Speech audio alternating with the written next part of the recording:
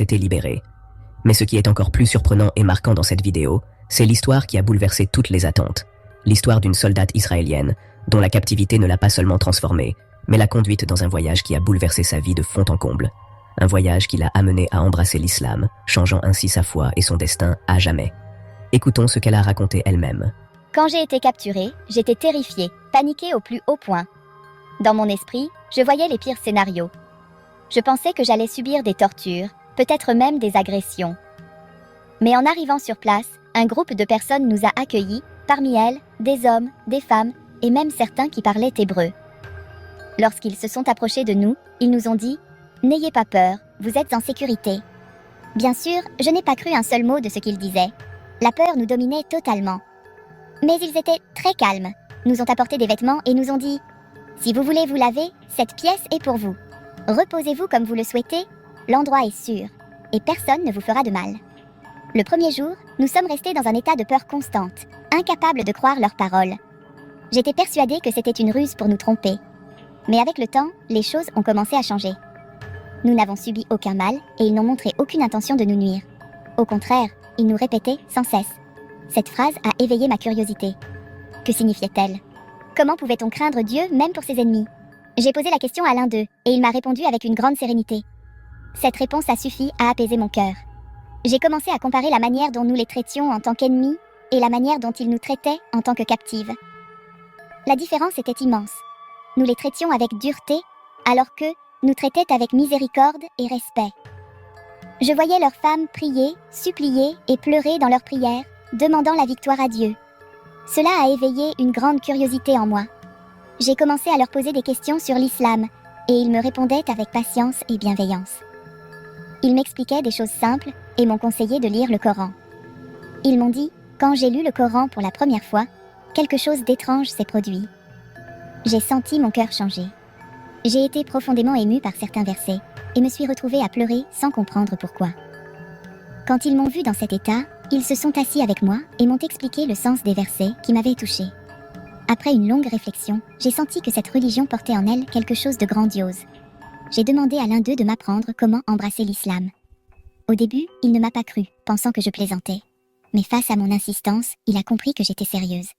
Il m'a appris à prononcer la shahada, la profession de foi, puis a commencé à m'expliquer la prière et les piliers de l'islam. À partir de ce moment, j'ai senti que ma vie avait complètement changé. Une nouvelle lumière est entrée dans mon cœur, et je me suis retrouvée appartenir à une religion remplie de miséricorde et d'humanité. Lorsque je suis rentrée chez moi pour la première fois après ma captivité, j'ai ressenti que je revenais en tant que personne totalement différente.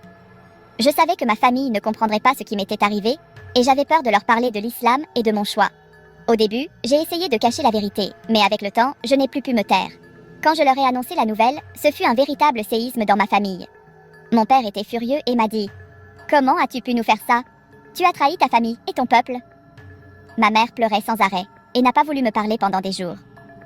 Mon petit frère m'a dit « Sais-tu ce que les gens vont dire de nous?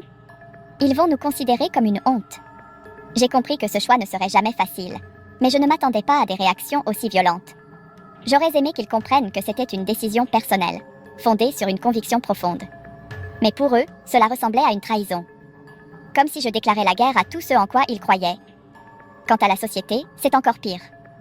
Ici, les gens ne connaissent rien de l'islam, si ce n'est l'image que leur renvoient les médias.